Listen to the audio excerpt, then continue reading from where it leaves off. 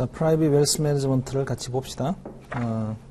Behavioral Finance하고 Private Wealth Management는 뭐 딱 그냥 붙어서 공부를 해야 되는 과목이고, 그리고 이 Behavioral, 이 Private Wealth Management만요 있잖아요. 이 PWM만 딱 보면, 전체 점수로 본다면 한 25점 정도의 비중을 차지합니다. 4분의 1 가까이 비중을 차지하고 있으니까 대단히 비중 자체가 높아요. 요거를 그래서 실수를 하고 틀려버리게, 이 과목을 포기하게 되면, 레벨 3는 그냥 뭐 포기해요. 떨어져요. 절대로 포기할 수 없는 과목이고, 그리고 또 굉장히 무거운 과목이라서, 되게 부담이 되게 많은 과목입니다. 그리고 전형적으로 나오는 시험의 패턴은 에세이 타입으로 나오고, 에세이 타입이라고 해서 너무 긴장하지 마시고, 에세이라고 해서 길게 문장을 쓰는 건 아니니까, 주로 보게 되면 한 두어 문장으로 끝나요. 대부분 뭘 쓰라고 하게 되면.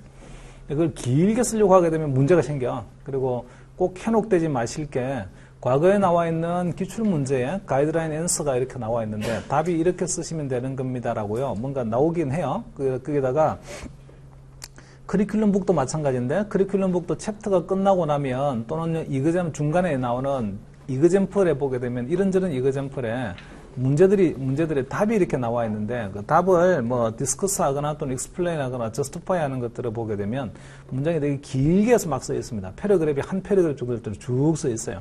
근데 여러분이 그렇게 쓰려고 하게 되면 못합니다. 할 수가 없고, 항상 연습을 하실 게 한 두 줄로 키워드를 있잖아요. 그죠? 줄인다, 이거 꼭 연습을 하세요.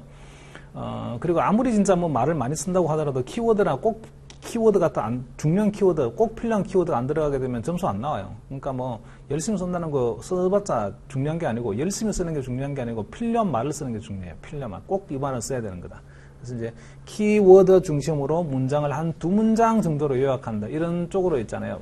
하시고, 그리고 주어 동사 이렇게 구분을 해가지고 막 주어를 뭘 써야 되는 거지 이렇게 하면 되게 어려워지잖아요. 그러니까 그런 걸 이제 주어 동사 이런 거 생략하고, 이렇게 해야 됨. 이렇게 표현하잖아요. 보죠. 우리도 말 쓰게 되면 무슨 됨. 이렇게 표현하는 것처럼, 그렇게 쓰는 게 to 부정사를 써서, to avoid, 어쩌고, 이렇게 하는, 하여튼 좀 잘라서 분리 포인트처럼 이렇게 쓰게끔 이렇게 연습들을 좀 많이 하십니다. 그걸 한 두세 문장 정도로 내가 요약해서 쓴다? 요런 쪽으로 있잖아요. 꼭 연습을 좀 하시고, 나중에, 에세이를 워낙에 걱정을 많이 하시기 때문에 에세이 작성 특강은 따로 있습니다. 그러니까 답안 작성 요령은 따로 하는 시간이 있으니까, 그때 다른 강사분께서 뭐 실제로 이제 CFA 그레이드 하셨던 분이 답안 작성 이렇게 하셔야 되는 거예요라는 걸 좀 설명을 드릴 거고, 그 다음에 이 프라이빗 웰스 매니지먼트도 주제 자체가 대단히 광범위하고 긴 주제다 보니까 머릿속에 어떤 프레임워크를 가지는 게 대단히 중요해요. 전체 뼈대를 가지는 게 되게 중요한데, 그 뼈대는 나중에 또 IPS 특강이 한 번 있습니다. 그 IPS 특강이 3시간 하는데, 그 3시간 특강할 때에 전체 여러분이 배웠던 프라이빗 웰스 매니지먼트를 3시간 동안 요약을 해서 이런 프레임워크에서요, 이런 프레임워크로 이해를 하시고, 문제는 이런 패턴들이 가능합니다는 거를 그때 한번 또 말씀드릴 기회가 있습니다. 그때 가서 이제 정리를 하시면 될 것 같아요. 무슨 말이셨나요? 자, 그러면 정규 수업 시간에는 말이죠, 에브리 디테일을 이해한다는 쪽으로 계속 이제 오셔야 되고, 거기에다가 과거에 나오는 문제를 제가 이제 꼭 보시라고, 한 과목이 끝날 때마다 옛날에 나왔던 기출 문제는 우리가 배웠던 게 어떤 식으로 문제화되는지를 꼭 보시라고 했는데, 이 PWM은 말이죠, 한 챕터가 끝나고 나서 문제를 보자, 이렇게 해서는 접근이 안 됩니다. 왜냐하면 PWM 과목 챕터 자체가 한 6개인가 이렇게 되게 많아요. 그 많은 챕터를 갖다가 하나로 묶어서 문제가 탁 나오기 때문에, 챕터가 다 끝나고 나서 있잖아요. 나중에 한번 보세요. 무슨 말 되셨나요? 그래서 이 과목이 다 끝나고, PWM 과목이 끝나고 나면 과거의 기출 문제를 보고, 야, 이런 식으로 문제들이 나왔구나, 그렇게 좀 해서 문제 쪽으로 좀 응용을 하시기 바랍니다. 그럼에도 불구하고 그냥 되게 너무 추상적이고 어떻게 공부해야 될지 모르겠어요 라고 하게 되면, 미리 지금 있잖아요. 옛날에 2017년도나 16년도에 나왔던 문제들 있잖아요. 그 문제를 한번 보는 것도 방법이에요. 한번 보세요. 그냥 하면, 문제가 이런 식으로 나오는구나 라고 감을 한번 잡을 수는 있는데, 근데 아직까지 공부를 안 해봤잖아요. 공부를 안 해봤으니까 이 문제가 어려운 문제인지, 도대체 뭐하고 연결되는 문제인지 그런 개념이 전혀 없어요. 그러니까 지금은 봐봤자 사실은 그렇게 문제를 봐봤자 크게 도움이 되지는 않습니다. 공부하는데. 나중에 이제 한 번은 다 듣고 나면 그때는 반드시 다른 과목으로 넘어가기 전에 과거 기출 문제를 한번 보시고, 그리고 지금까지 공부했던 게, 야, 이렇게 문제화 되는 거군. 그럼 복습할 때는 내가 이제 이렇게 공부하면 되겠군. 이렇게 좀 하시기 바래요. 오케이? 자, 봅시다. 받으신 요 책이 말이죠. 이것도 이제 스웨트 노트는 아니고 이것도 이북이에요. 그 이북이다 보니까 나중에 스웨트 노트 나오는 거하고는 또 페이지가 또 다르긴 할 거예요. 근데 뭐 한 번 공부하시고 끝내실 건 아니니까, 한 번 수업 듣고 끝낼 건 아닐 테니까 뭐 다 복습들 하실 거 아니에요. 나중에 전체 챕터가 다 끝나고 나서 복습을 하실 때에는 스웨트 노트로 복습을 좀 하시고, 그 복습하실 때는 이 지금 받으신 요 이북 받으신 거에서 필기했던 것들을 다 옮겨 적으면서 있잖아요. 나름대로 다시 정리하면서 복습을 좀 하시기 바랍니다. 그렇게 좀 활용을 하시면 될 것 같아요. 그리고 제가 달리 여러분한테 말씀을 드리지 않으면 PWM 공부하는 동안만큼은 계속해서 그냥 받으신 요걸 가지고 이 책을 가지고 오세요. 나중에 스웨트 노트를 받는다고 책을 받는다고 하더라도. 아마 스웨트 노트가 10월 초나 아니면 뭐 9월 말이나 이렇게 받게 될 텐데, 그때쯤 되게 되면 프라이빗 웰스 매니지먼트는 거의 한 5번째쯤 하고 있을 거예요. 그럼 거의 끝나갈 때란 말이죠. 그때 갑자기 또 뭐 스웨트 노트로 바꾸시다 이렇게 하기는 좀 어려울 것 같고, 계속해서 아마 이 책을 가지고 그냥 공부해야 되지 않을까 싶어요. 지금 생각으로는. 그럼 나중에 뭐 온라인 들으면서 다시 뭐 복습하고 이럴 때에 그때는 이제 스웨트 노트를 가지고 그쪽에 좀 필기를 옮기시면서 머릿속에 정리를 좀 하시기 바랍니다. 받으신 책의 그 제목을 한번 컨텐츠란 건 보세요. 페이지 그 로마 숫자 3번으로 되어 있는 컨텐츠 맨 앞에. 자, 맨 앞에 컨텐츠에 스터디 세션 5가 있어요. 잘 보세요. 스터디 세션 5 프라이빗 웰스 매니지먼트 1이라고 되어 있고, 그 다음에 그 다음 페이지 4에 보시면 스터디 세션 6이 있는데 프라이빗 웰스 매니지먼트 2라고 되어 있습니다. 프라이빗 웰스 매니지먼트가 크게 있잖아요. 이것도 분류를 해보게 되면 주제가 큰 두 개의 덩어리가 있다, 이렇게 이제 말할 수 있는데, 프라이빗 웰스 매니지먼트 1이라고 되어 있는 페이지 3페이지 나와 있는 챕터가 모두 3개 있잖아요. 리딩 어사이먼트가 리딩 10, 11, 12 이렇게 해서 모두 3개가 있습니다. 먼저 1과 2를 왜 분리가 되어 있습니까를 한번 보면, 프라이빗 웰스 매니지먼트 1이라고 되어 있는 게요, 이게 전체 IPS의 뼈대예요. 얘가 큰 주인공 주제입니다. 얘가 메인 디시예요. 그러니까 그리고 프라이빗 웰스 매니지먼트 2라고 되어 있는 게 있잖아요. 2라고 되어 있는 게 사이드 디스입니다. 이게 이제 반찬 같은 것들이에요. 그러니까 우리가 식탁 테이블을 꾸릴 텐데, 거기에 메인 디시가 반드시 나올 거고, 사이드 디시를 갖다가 뭘 집어 넣을까요가 이제 결정을 하면 되는데, 그 사이드 디시에 해당되는 주제가 보면, 먼저 사이드 디시에 해당되는 거, 그 스터디 세션 6 한번 보세요. 리딩 13하고 14가 이게 약간 사이드 디시에 해당되는 것들인데, 일종의 특수 주제입니다. 개인 IPS 작성에서의 특수 주제. 특수 주제, 거기 리딩 13에 나와 있는 게 Concentrated Single Asset Position이라고 되어 있잖아요. 우리는 지금까지 공부를 하면서 이렇게 컨센트레이션 되어 있는 거는 대단히 위험하죠. 다이버시피케이션, 분산을 해야 되잖아요. 근데 나한테 고객이 왔는데 이 고객이 가지고 있는 포트폴리오를 봤더니 굉장히 컨센트레이션이 되어 있는 거예요. 어떤 거에 주로 컨센트레이션이 많이 되어 있겠습니까? 예를 든다면, 다시 조금 더 쉽게 한번 이야기를 해보게 되면, 여러분은 파이낸셜 어드바이저예요. 누군가가 오게 되면 그분한테 있잖아요. 뭔가 그 금융의 컨설팅을 이렇게 해줘야 됩니다. 포트폴리오 이렇게 짜세요. 이렇게 해야 될 거예요. 그러면 여러분한테 오는 고객이 어떤 사람이 오겠습니까? 이제 신입사원으로 이제 월급 받기 시작했으니까 포트폴리오 어떻게 짜면 됩니까? 그런 사람이 오겠습니까? 그런 사람 올 일이 없어요. 주로 오는 사람들이 하이웰스 인디비주얼, 돈 많은 사람들이 올 거예요. 돈 많은 사람들이.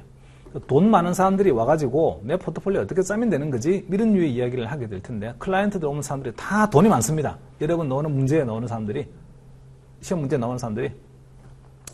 자, 돈 많은 사람들은, 직장 생활을 한 사람 중에 돈 많은 사람들은요, 신입사원보다 돈 많다 이렇게 되긴 되게 어렵고, 대부분 보게 되면 일정한 레벨로 지위가 올라가 있는 사람, 이그제큐티브쯤 되는 사람들입니다. 또는 CEO 이 정도 되는 사람들이에요. 자, 그런 사람들이 고객으로 왔어요. 그 사람들의 포지션에 싱글레스 포지션 주로 뭘 많이 들고 있겠습니까? 자사주. 자기 회사 주식이 아주 대표적입니다. 굉장히 자사주가 많아요. 그리고 이 자사주가 비헤이비얼 파이낸스하고 연결시켜주는 있잖아요. 대단히 중요한 플랫폼이 됩니다. 이 PWM하고 연결시켜주는.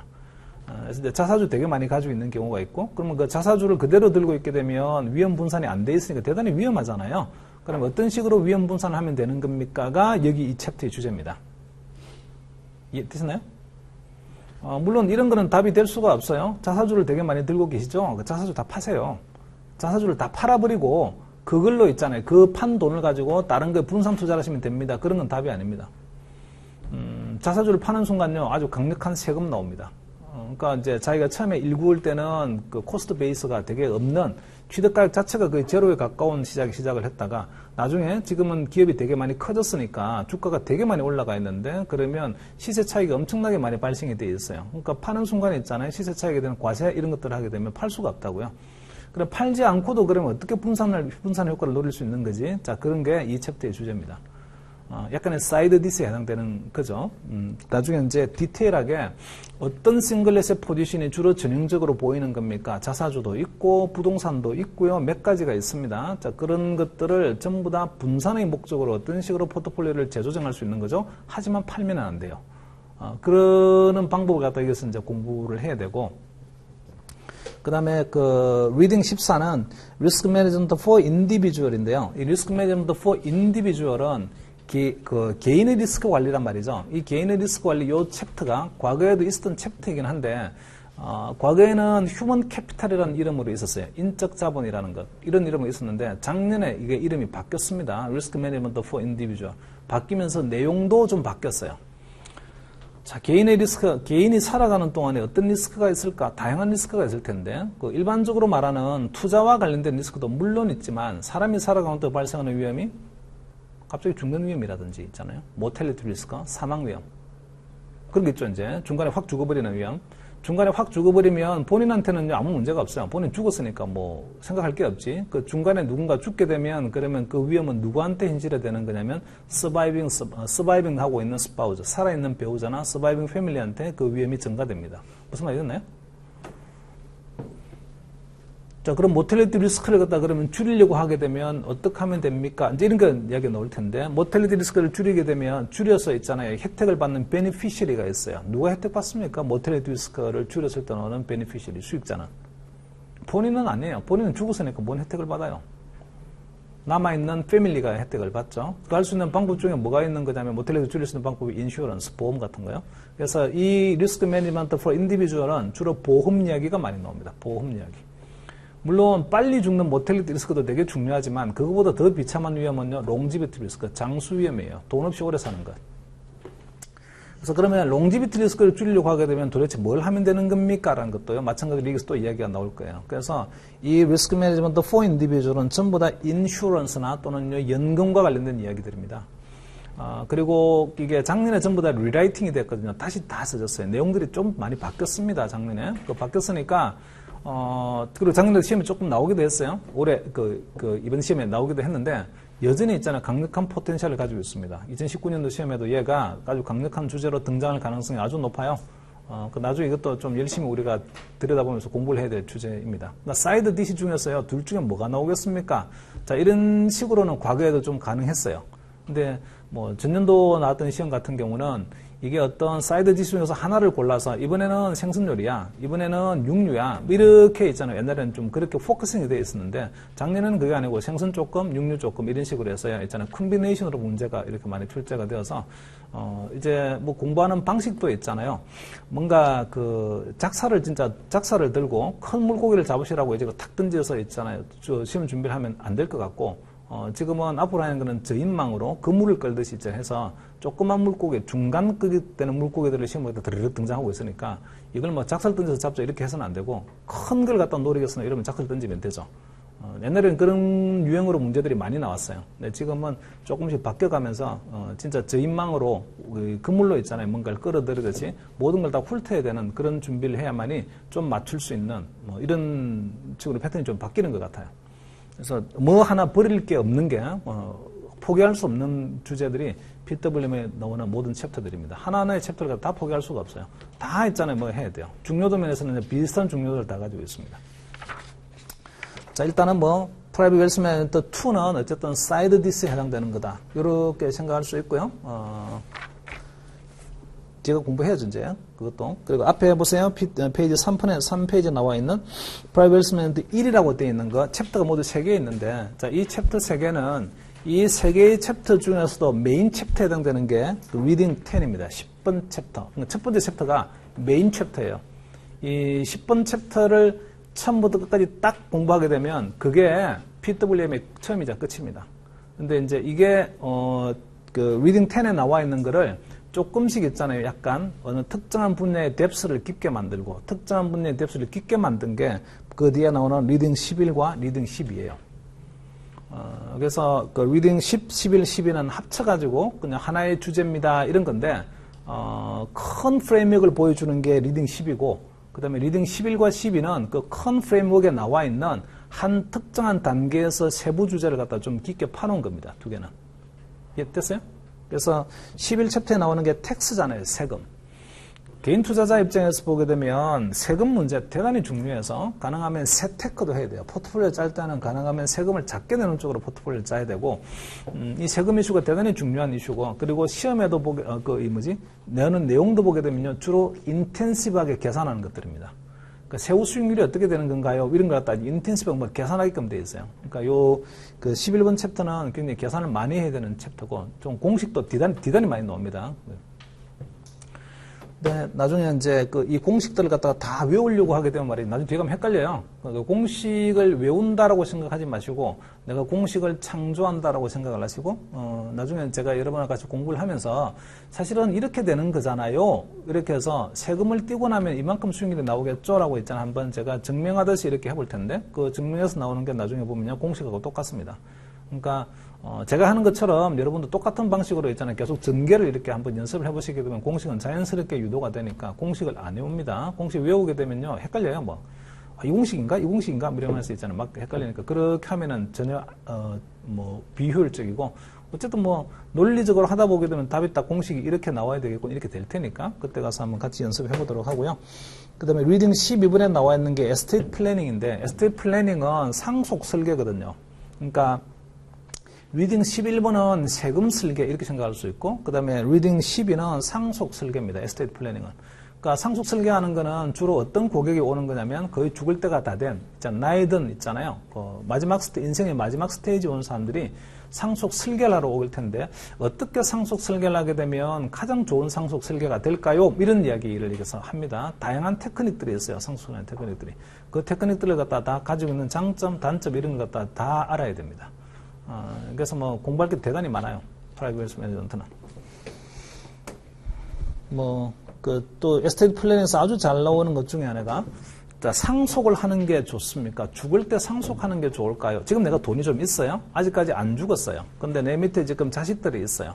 나한테 좀 여윳돈이 있는데 이 여윳돈을 지금 자식한테 바로 양도하는 게 좋을까? 아니면 내가 죽을 때 상속하는 게 좋을까? 어느 게 유리한 거지? 이런 거 이제 판단하는 게 있잖아요. 그 판단하는 것도요, 시험에 한 2-3번 나왔어요. 지금 당장 양도하는 게 좋습니까? 아니면 죽을 때 상속하는 게 좋습니까? 결국은 보게 되면 양도도 그렇고 상속도 그렇고 세금을 피할 수 없기 때문에 결국은 세금 문제예요. 그래서 어떻게 하는 게 세후적 관점에서 보게 되면 그 돈을 받아가는 수익자의 관점에서요, 가장 많은 돈이 갈 수 있을까? 이런 걸 좀 분석을 해야 되는데 그 방법들이 몇 가지가 있습니다. 그것들은 이제 디테일하게 테크닉을 좀 공부를 해야 돼요. 그래서 이게 대단히 주제가 많습니다. 많은 주제가 있어요. 할 게 되게 많다고요. 특히나 아까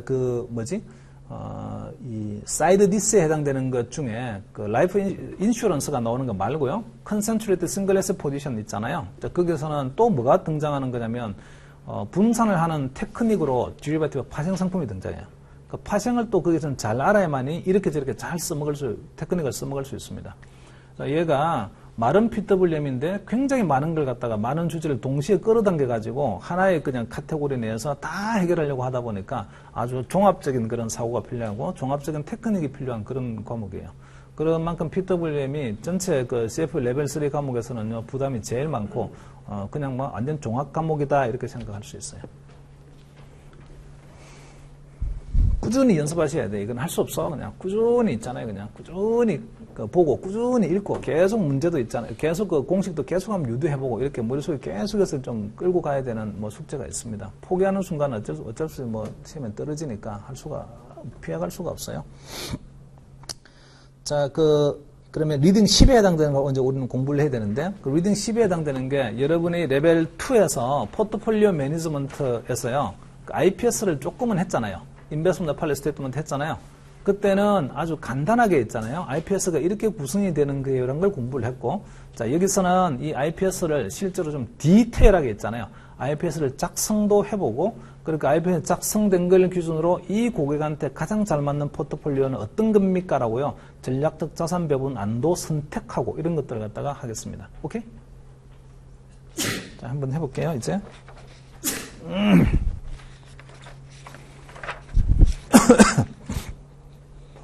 자, 페이지 1페이지로 오세요. 고맙게도 여기서는 이제 이그잼 포커스라고 해서 시험 공부하실 때는 이런 것들에 되게 집중을 하세요라고 했잖아요. 아주 디테일하게 안내가 많이 되어 있습니다. 포드 이그잼이라고 해서 시험 목적으로는 이런 것 좀 준비해야 되는 거요라는 것들이 중간중간에 팁처럼 이렇게 나와 있는데 대단히 유익합니다. 그거 있잖아요. 많이 활용들 하시기 바라요. 먼저 이그잼 포커스 한번 보세요. 자, 거기 보니까 morning exam has traditionally been heavily weighted toward investment policy statement questions for individual and institution. 그러니까 오전에 나오는 것들은 그러면 개인 IPS하고 기관 IPS가요 비중을 거의 절대적 비중을 차지하고 있다 이런 이야기인데 오전에 나온 것들은 다 그냥 essay 타입이다 이렇게 생각하시면 돼요. 둘 다 essay 타입이라서 가끔씩 객관식도 섞여 나오기도 해요. 근데 뭐 mostly 그냥 이거는 그냥 essay입니다. 그냥 기본적으로 essay가 나올 거라고 생각하고 준비를 해야 돼요. 자, 거기서 to answer IPS questions successfully you must라고 해서 이렇게 하세요라고 되어 있는데요. 봅시다. Be familiar with and understand the large number of potential issues that might apply in a given situation. 그 a given situation. 뭘 주는 거냐면 situation 줘요. 자, 이런 situation이 되게 되면 뭐를 문제화 시킬 수 있는 거지? 라는 걸 갖다가 항상 머릿속에 있잖아요. 좀 염두에 둡니다. 이해되나요? 그래서 제가 이제 레벨 3 공부하는 거는 실생활하고도 대단히 연결이 많이 되는 거라서 이와 같은 시츄에이션이 되게 되면 그러면 뭐를 문제로 낼 수 있을까? 어떤 걸 문제로 낼 수 있을까? 그런 것들을 좀 창조적으로 자꾸 머릿속에서 생각을 해야 돼요. 생각을. 나중에 수업하면서 있잖아요. 그런 것들은 계속 이렇게 되면 이런 문제도 가능하겠죠. 이렇게 되면 이런 문제도 가능하겠죠 하고 제가 뭐 가능한 문제 이야기들 갖다가 여러 번 하게 될 거예요. 그 다음에 2번에서 carefully read and understand 그게 두 번째 문장에 because each case is unique 그렇게 주는 케이스가요 situation이 아주 유니크합니다. 독특해요. 그래서 you cannot expect to pass just by repeating what you saw as an answer to previous question. 지난번에 나왔던 그런 문제들 보고 그 문제들의 답변처럼요 내가 계속 리피트 해가지고 그냥 쓰게 되면 맞을 거다 패스할 거다 그런 생각하지 말라. 그러니까 문제가 똑같은 패턴으로 안 나오고 항상 문제의 패턴이 조금씩 바뀝니다. 그러니까 과거의 문제가 그대로 있잖아요. 그죠? 조금만 숫자가 모디파이 돼서 나올 거다. 그런 식의 기대는 절대로 하면 안 되고 우리가 배웠던 것들이 이런 유형으로도 문제가 되는 거군. 이런 유형으로도 문제가 되는 거군 있잖아요. 그렇게 좀 어떻게 문제화시키는 거지에 좀 초점을 두셔야 되는 거지. 문제 자체가 뭐였지? 이런 쪽으로 접근하게 되면 거의 떨어집니다. 그렇게 하는 시험이 아예 그냥 맞지가 않아요. 맞출 수가 없어요. 뭐가 나온다고. 그래서 CFA Institute는 CFA Institute says that CFA Level 3 exam is unique in requiring a high level of judgment. 그러니까 판단을 해야 돼요. 딱 보는 순간 답이 이거다라고 판단하면 high level of judgment. 판단력이 되게 잘 판단해야 되는데 공부했던 거를 근거로 해서 판단을 해야 됩니다. 그러니까 대부분의 문제는 뭐가 나오냐면 answer your question이라고 된다. answer your question 해야 되는데 거기서 justify가 굉장히 많이 나와요. justify 하세요 또는 explain 하세요. 왜 그렇게 생각하는 거죠? 라고 있잖아요. 그것들이 꼭 따라서 뒤에 나오니까 항상 보게 되면 뒤에 답변을 갖다 쓸 수 있게끔 본인의 레셔널이 있어야 돼요. 이해됐나요? 무슨 말인지? 나는 이렇기 때문에 이렇게 생각합니다라고. 근데 그러니까 이렇기 때문에라는 걸 갖다 문장으로 써야 된다고요. 문장으로. 근데 문장을 갖다 길게 쓰려고 하면 잘 안 되니까 한 두 줄 정도로 있잖아요. 하고 요약하는 연습을 하십니다. 그건 에세이 특강 때 또 한번 뭐 다른 분이 한번 그 요령을 말씀해 드릴 거예요. 자, 그 다음에 이 3번에 보게 되면 recognize that there is a process at work in constructing IPS and doing a strategic asset allocation. 그러니까 IPS를 작성하는 데는 이런저런 프로세스가 있습니다. 첫 번째 챕터는요, IPS 작성 프로세스를 공부를 해요. 그 프로세스성에 어떤 내용들을 어떻게 채워야 됩니다라는 걸 공부를 할 텐데, 그렇게 채우고 나면 IPS를 채웠어요. IPS가 투자 지침서잖아요. 이 고객을 위해서는 앞으로 이렇게 투자해야 되는 게 이런 투자 지침서라고요. 그 투자 지침서에 맞춰서 이제는 뭘 해야 되는 거냐면 Strategic Asset Allocation, 전략적 자산 배분을 해야 됩니다. 그래서 완성 포맷이 뭐냐면 IPS 작성, Strategic Asset Allocation, 선택, 이게가 있잖아요. 그렇게 하면 완성입니다. 무슨 말이 됐어요? 자, 그 다음에 4번에서 뭐 이런 말이 있어요. 그 두 번째 문장을 보시면 The morning session is generally referred to as essay라고 말한다. 오전에는 걸 essay라고 말하는데 however, 그런데 사실은 the more precise term is constructed response. 이거는 좀 뭔가 제대로 조직화된 답을 하면 되는 거다. essay가 아니고. 그 essay는 뭐 줄줄이 뭐 써야 되는 거잖아요. 근데 constructed response는 그 이야기가 아니고 좀 키워드 중심으로 해서 잘 construction만 잘하면 됩니다. 답만 잘 구조를 만들어주면 돼요. 그걸 한 두세 문장으로 있잖아요. 요약하는 것만 자꾸 연습을 하십니다. 이건 나 영어 잘 못한다라고 해서 또 뭐 나중에 생각나는 걸 내가 쓰면 되겠지 이렇게 하게 되면요. 시험장 가면 진짜 당황하게 됩니다. 안 써져요. 그러니까 싫다고 하더라도요. 그냥 옛날에 기출문제도 그렇고 그 다음에 혹시나 이제 연습 문제 같은 거 이렇게 뒤에서 보다가 답이 길게 막 나와 있거든요. 한 패러그래프, 두 패러그래프 이렇게 나와 있어요. 그 볼 때마다 무슨 연습을 하셔야 되는 거냐면 이걸 한 두 문장으로 내가 줄이자. 이걸 갖다 자꾸 연습을 하셔야 돼요. 연습을. 자꾸 연습하다 보게 되면 스스로만의 문장 패턴이 만들어집니다. 그리고 그 패턴대로 나중에 쓰시면 돼요, 그냥. 연습하셔야 돼요. 이거는 그냥 잘 되지 않아요. 그냥 뭐, 어떻게 되겠지, 이렇게 안 됩니다. 어떻게 되겠지 하다 완전 망해요. 자, 그리고 거기서 the key point that should appear in your answer have been decided. 그러니까 뭘 갖다가 이제 결정이 되는 거냐면, 뭐를 갖다가 쓸까요? 라는 키포인트가 있어야 돼요. 키포인트가 키워드입니다. 그게 없으면요, 아무리 많이 써봐도 점수가 안 나와요. 그래서, how well it makes and spot those points in coherent fashion. 그와 같은 키워드들이 서로 좀 일관성 있게 연결이 되어서 내가 답을 하고 있는 걸 갖다가 지지할 수 있게끔요, 그런 키워드들이 이렇게 배열을 좀 해야 돼요. 이거는 그냥 잘 안 돼요. 나중에 꼭 연습하셔야 돼. 돌아가셔가지고 답 볼 때마다 있잖아요. 문제 풀면 뒤에 답 길게 나오는 게 있으면 그 한 두 문장 정도로 요약하는 거 꼭 연습하시라고요. 그리고 그 문장 자체가 아주 완벽할 문장들 필요 없고 시제 안 맞아도 돼요. 뭐 시제 보고 문법 시험 치는 거 아니니까. 그러니까 시제나 뭐 3인칭인데 뭐 단수 안 썼다 뭐 이런 거 필요 없으니까 그냥 있잖아요. 그죠? 어떤 키워드로 이제 문장을 완성하는 연습을 갖다가 좀 하시기 바래요. 자, 봅시다. 다음 페이지로 넘어가서 뭐 5번에 거기 둘, 넷, 다섯, 여섯 번째 문장 오른쪽 끝에요. 맨 끝에 보면은 up to now라고 있어요. up to now. 자, up to now, the CFA exam process has primarily focused on precise mathematical techniques.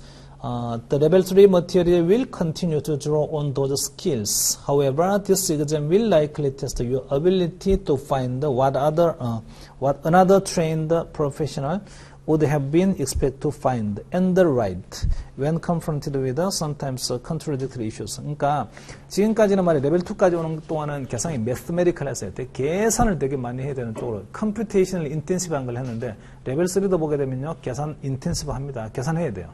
거기에다가 좀 더 원합니다. 뭔가 다른 걸 갖다 더 원하는데 그 더 원하는 것들은 주로 아주 프로페셔널 저지먼트 판단이 들어가는 것들을 많이 원해요. 그러니까 이제 레벨 3가 그 레벨 2하고는 접근하는 방법이 좀 달라서 레벨 2는 그냥 테크니컬을 계산 잘하고 맞추면 돼요. 레벨 3는 계산 잘해야 되고 그다음에 그걸 저스티파이해서 뭔가를 자기의 판단을 잘 배열할 수 있게끔 그렇게 자기의 사고방식이 좀 완성이 되어 있어야 돼요. 레벨 3는 생각하는 시간이 진짜 많아야 됩니다.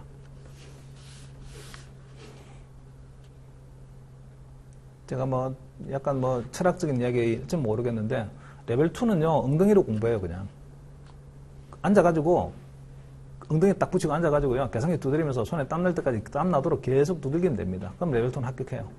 레벨 3는 그렇게 무조건 두들긴다고 합격하니 안 그렇습니다. 레벨 2는 때로는 서서 창가에 서서 뭔가 본인만의 생각을 해서 정리하는 시간들이 많이 필요해요.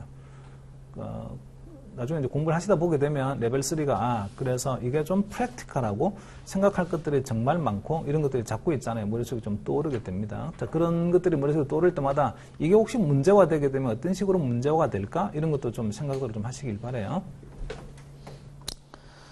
자, 그러면 내용으로 가서 모듈 10, 10.1이라고 되어 있는 IPS Intro and Profiling이라는 거 봅시다.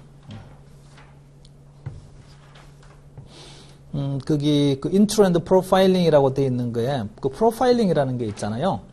그 뭔가를 갖다가 이 사람이 가지고 있는 어떤 특징을 갖다가 찾아서 그걸 갖다가 좀 요약해서 포메이션 하는 게 이제 프로파일링인데 이 프로파일링이 두 가지가 있어요. situational 프로파일링이 있고 psychological 프로파일링이 있고 프로파일링 게 두 가지가 있습니다. 처음에 할 거는 이제 뭘 할 거냐면 이 situational 프로파일링을 먼저 할 거예요. 보자 이게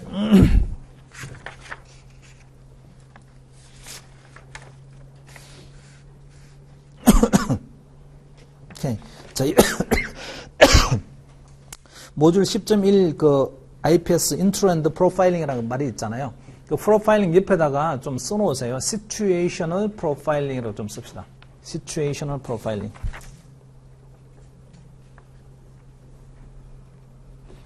스펠링 안 불러줘도 되죠. Situational.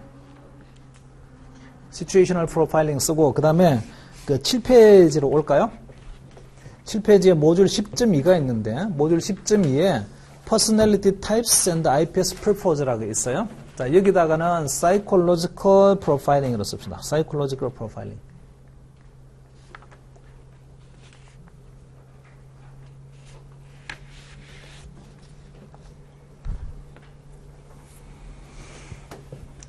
자, 프로파일링 종류에는 Situational Profiling이 있고 Psychological Profiling이 있다. 두 가지가 있어요. 사이콜로지컬 프로파일링은 투자자가 어떤 유형의 사람입니까를 판단하는 게 사이콜로지컬 프로파일링이고, 그 다음에 그 시츄에이셔널 프로파일링은 앞으로 우리 아직 공부하지 않았어요. 지금 오늘 해야 되는 거는 시츄에이셔널 프로파일링을 먼저 할 거예요. 그 시츄에이셔널 프로파일링이 지금까지 이 사람이 돈을 갖다가 벌어왔는데 그 돈을 벌었던 그 돈의 소스가 어떻게 돈을 벌었습니까? 라든지 요런 거 갖다 보는 게 시츄에이셔널 프로파일링입니다. 한번 보세요, 일단. 거기서 due to a variety of individual circumstances, the advisor may utilize situational profiling at a starting point in understanding the client. 자, 고객을 이해하기 위해서는 맨 먼저 뭐라 할 거냐면 situational profiling을 먼저 시작을 할 텐데, 스타팅 포인트로서 거기에서 시츄에이셔널 프로파일링은 이런 걸 하는 겁니다. Invest source of wealth. 이 사람이 돈을 갖다가요, 어떻게 벌었습니까? 라는 source of wealth가 있고, 그 다음에 measurable perceived wealth versus need. 그 perceived에 동그라미 쳐서요. perceived. measurable perceived wealth versus needs라. perceived. 자, perceived라는 이야기는 그 본인이 인식한다는 뜻이잖아요. 그러니까 본인이 돈이 많다라고 생각합니까? 작다라고 생각합니까? 그게 본인의 인식의 문제입니다. 이해됐나요? 무슨 말인지? 뭔 말 이해됐어요? 나는 누군가는요 100만 원이 되게 많은 돈이에요 라고 인식할 수도 있고, 누군가는 100만 원은 그냥 하루 용돈도 안 되는 거 이렇게 인식할 수도 있다고. 그러니까 그 가지고 있는 니즈에 비해서 본인이 가지고 있는 돈을 갖다가 많다라고 생각하나요? 작다라고 생각하나요? 그게 있잖아요. perceived wealth입니다. 이해됐은 거죠? 무슨 말인지. 자, 이거 그러면 질문해 볼게. 이 perceived wealth 또는 다른 말로 하게 되면 perception of wealth 이렇게도 말할 수 있는데, 이거는 객관적인 거예요? 주관적인 거예요? 근데 주관적이죠. 석층상 보게 되면 대단히 주관적입니다. 이렇게 오케이? 자, 그리고 또 그 measurable wealth 다음에 measurable perceived wealth, 그 다음에 나오는 게 stage of life. 이 사람이 인생의 어떤 스테이지에 있습니까? 라는 게 있어요. 자, 이 세 개가 situational profiling을 구성하는 세 개의 구성 요소입니다. 그러니까 situational profiling 요 세 가지를 갖다 있잖아요. 그죠? 확인을 해야 되는 거예요, 이제. 봅시다, 먼저. 그리고 뭐 하나하나 버릴 말들이 없어서 마지막 문장, 그 패러그 마지막 문장. These can provide insight into the individual's risk tolerance and return objective. 이게 제일 어려워요. 그러니까 PWM에서 제일 어려운 게 risk tolerance가 이 사람이 어느 정도 되는 사람이며, 그 다음에 가지고 있는 포트폴리오로부터는 매년 수익률을 도대체 얼마를 내야 되는 사람입니까? 이걸 판단을 해야 되는데, 그 중에서 리스크 톨러런스는 이 사람이 에버리지입니까? 또는 뭐 빌로우 에버리지입니까? 또는 뭐 어버브 에버리지입니까? 이런 걸 판단해야 되고, 오케이? 그런 것들은 대단히 좀 주관적이죠. 판단의 문제예요. 우리가 시츄에이션을 딱 본 다음에 이 사람은 빌로우 에버리지야 또는 어버브 에버리지 이거 판단해야 되고, 그 다음에 리턴 오브젝티브는요, 계산입니다. 리턴 오브젝트는 이 사람이 이 포트폴리오를 가지고 얼마만큼의 매년 수익률을 내야 되는 건가요를 계산을 해야 되는데, 이 계산이 아주 어려워요. 어려워서 어렵다기보다는 아주 잘 틀리기 때문에 어렵습니다. 그러니까 한 번에 답을 딱 맞춘다 이런 사람들은 별로 본 적이 없어요. 거의 틀려요, 거의. 근데 이게 문제에서 한 번도 빠지지 않고 나오거든요. 리턴 오브젝티브 계산하라는 게. 그러니까 이거는 꼭 계산할 줄 알아야 되고, 문제는 이게 시츄에이션으로 나오다 보니까 여러 가지 있잖아요. 상황에 대한 설명들이 쭉 말들이 막 섞여 있습니다. 되게 긴 시츄에이션인데 그 시츄에이션에서 내가 이 리턴 캘큘레이션하고 해서 필요한 정보를 갖다가 있잖아요. 빨리빨리 찾아서 이 돈들이 언제 필요한 거며, 그러면 나는 가지고 있는 돈이 얼마인지를 갖다가 빨리빨리 있잖아요. 정리가 돼야 되는데 그 정리하는 것 자체가 대단히 좀 복잡합니다. 그래서 이 리턴 캘큘레이션에 어떤 분들은 딱 처음에 있잖아요. APS, IPS 문제 보는 순간 맨 먼저 먹으라면 캘큘레이트 나옵니다. 계산하세요. 문제 나와요. 그냥 아예 그냥. 그 문제 딱 보는 순간 보통 보면 배점이 5점에서 8점 사이거든요. 이 캘큘레이션 하나가. 그러니까 5점에서 8점 사이를 갖다가 어차피 내 지금까지 했으니까 한 번도 맞춘 적이 없고 이번에도 포기. 그러니까 딱 그거 있잖아요. 넘어가고 다른 것부터 먼저 풀자. 마지막에 가서 하자면요. 못 풉니다. 그러면은. 그래서 요거는 무조건 맞춰야 돼요. 그리고 사실은 안 틀릴 수 있어요. 너나 그렇지 이렇게 그 이야기를 하지 말고 안 틀릴 수 있어요. 그리고 사실은 지금까지 사람들이 좀 이렇게 저렇게 우왕좌왕 방황을 많이 하고 실수했던 것들 중에 이유 중에 하나가 그 CF에서 나오는 가이드라인 엔서가 틀린 것도 있어요. 햇볕에서는 답이 틀린 것도 있다고요. 답이. 이렇게 말하면 안 믿지. 네가 틀렸겠지. 이렇게 뭐 할 텐데. 근데 사실 실제로 그 답이 조금요 잘못된 것들도 있어요. 그것 때문에 막 나중에 보기는 옛날 과거 문제들 막 보잖아요. 그 보면서 막 헷갈린다고요. 그때는 이렇게 풀었는데 왜 이거는 이렇나요? 하면서 막 헷갈려요. 그런 것들 때문에 막 뭐 헷갈려가지고서 뭐 틀리기도 하고 뭐 그래요.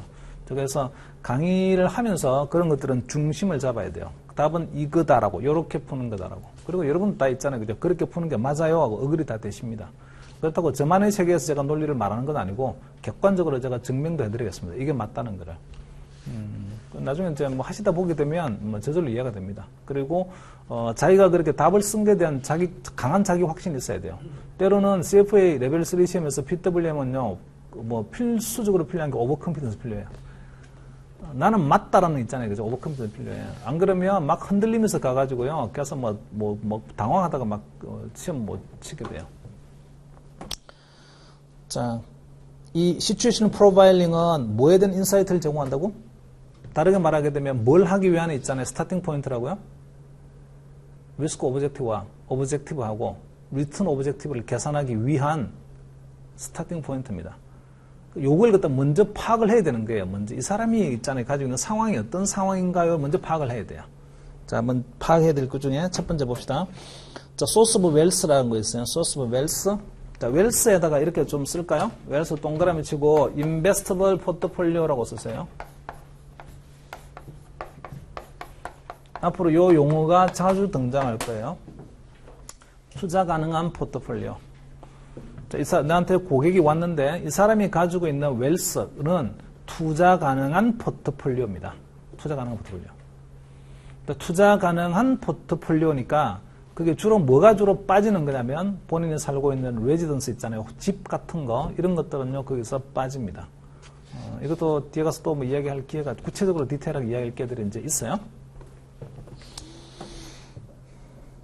자, 이제 이거 일종의 이제 뭐 돈을 갖다가 어떻게 부를 형성하는 과정에 대한 이야기인데 돈을 갖다가 어떻게 벌었나요? 근데 그 돈이 내가 지금 살고 있는 집이 20억짜리야. 이걸 말하고자 하는 게 아니고 투자 가능한 포트폴리오가요. 어떻게 구성이 되어 있습니까? 돈을 어떻게 그 포트폴리오는 어떻게 돈 버는 거죠? 이걸 지금 이야기할 거예요. 오케이? 자, 리스크 톨러런스 할 때 말이죠. 레벨 2에서 기억해 보세요. 리스크 톨러런스 할 때 뭘 판단해야 되나요? 리스크 톨러런스는 구성 요인이 두 개 있어. 하나는 willingness to take risk가 있고, 그 다음 두 번째는 ability to take risk가 있고, 두 개를 종합하게 되면 overall risk tolerance가 뭡니다. 이렇게 판단하게 되어 있잖아요.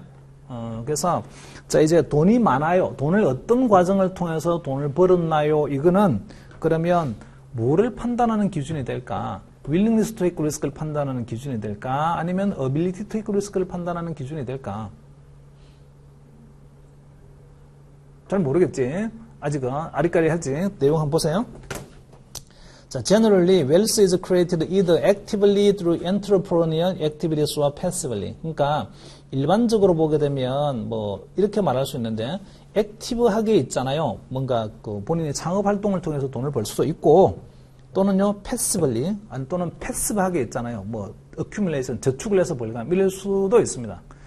거기서 passive wealth might come from inheritance, windfall, or through long, secure employment and conservative investment.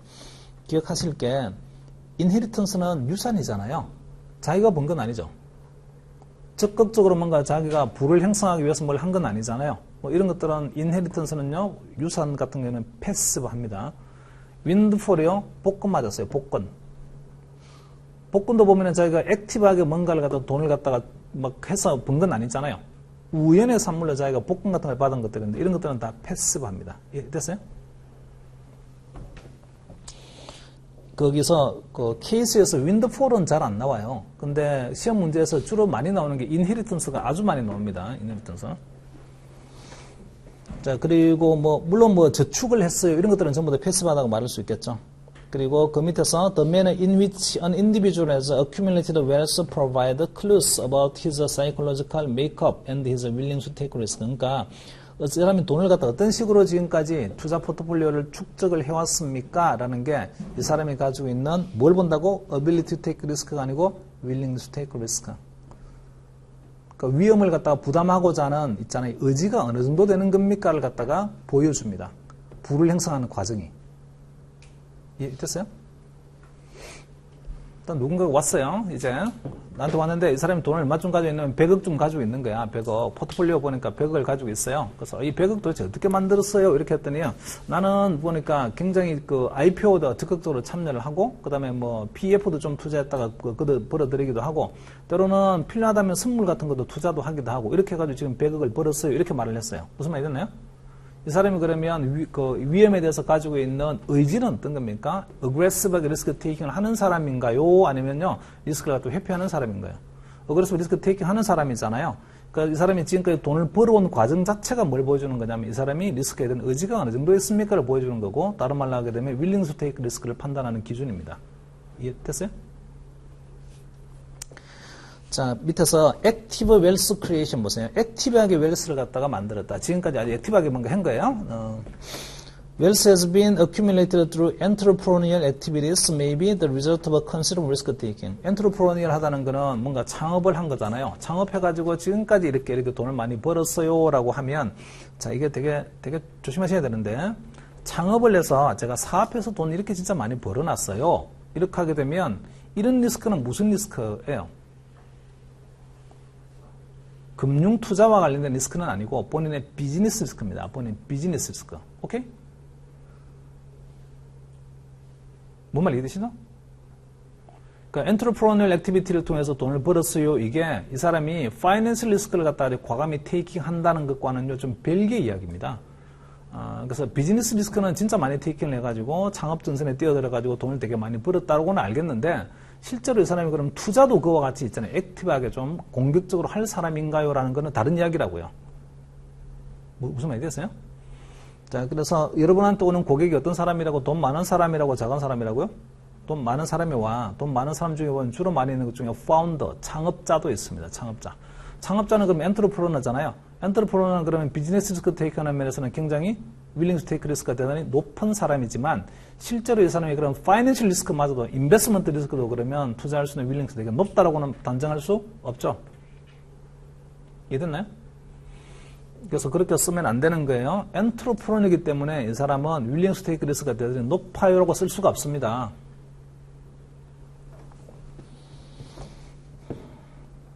자, 그래서 거기 보시면 thus 다음에 thus an individual classified entrepreneur could exhibit significant willing to take risk. could에 동그라미 칠까요? could. 그럴 수도 있다고. 리스크 테이킹을 많이 있잖아요. 리스크 테이킹을 많이 하는 사람입니다라고 엔트러프로너 때문에 말할 수도 있는데 keep in mind, however, 하지만 명심하세요. That entrepreneur might be willing to accept the business risk. 이 사람은 비즈니스 리스크는 willing to take risk가 대단히 높다라고 말할 수는 있는데 financial 리스크 또는 investment 리스크는요 different attitude, 다른 태도를 보일 가능성이 대단히 높습니다. 여기까지 이해됐습니까? 그러니까 함정처럼요, 엔트러프로너라고 해서 무조건요, willing to take risk가 높다라고 말하게 되면 레셔널이 안 맞습니다. 잘 이해된 거죠?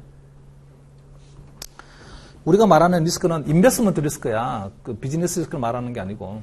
자, 그리고 또 밑에 가셔서 the bottom line is that when someone is classified entrepreneur, it may indicate, may예요, may. 그러니까 may. 이 사람이 above average willingness를 가지고 있다고 말할 수 있는데 you must however be careful to look for statement and actions that confirm the assumption or might indicate otherwise. 그러니까 당신이 엔터프로너로 해서 이 사람이 above willingness to take risk를 가지고 있다고 처음에 딱 가정을 했으면 이 가정에 맞는 스테이트먼트가 진짜 있는지 또는요 그런 액션이 있는지를 갖다가 반드시 거기서 찾아야 됩니다. 이해됐어요? 만약에 없다라고 하게 되면 그렇게 단정할 수 없습니다. 자, 그래서 액션은 뭘까요? 그럼 액션은 포트폴리오입니다. 이 사람이 가지고 있는 포트폴리오. 이 사람이 가지고 있는 포트폴리오. 그러니까 가지고 있는 포트폴리오가 주로 뭐 채권 중심으로 있잖아요. 특히나 국채 중심으로 많이 가지고 있다라고 하게 되면 이 사람은 윌링 스테이크 리스크가 되게 낮은 사람이고 이게 있잖아요. 굉장히 보니까 뭐 하이테크 주식이라든지 또는 핫스팟 요즘 유행하는 것들로 트렌디한 것들로 많이 포함을 했다라고 하면 이 사람은 윌링 스테이크 리스크가 높은 사람이고 있잖아요. 그러니까 포트폴리오를 봐야 돼요. 액션에 해당되는 게 포트폴리오입니다. 실제로 포트폴리오는 뭘 들고 있습니까?를 보는 거죠, 이제. 자, 그리고 저 밑으로 내려서 이 다음 페이지를 가서 패시브 웰스 크리에이션 보세요. 패시브 웰스 크리에이션.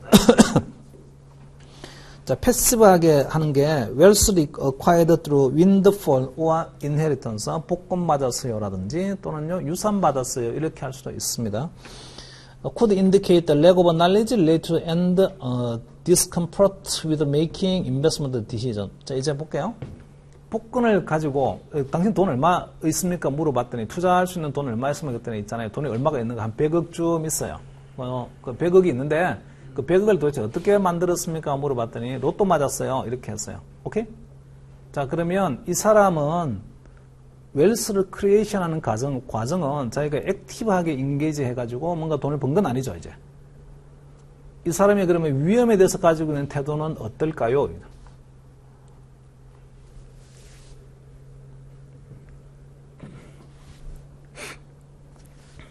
그냥 제가 한번 물어볼게요.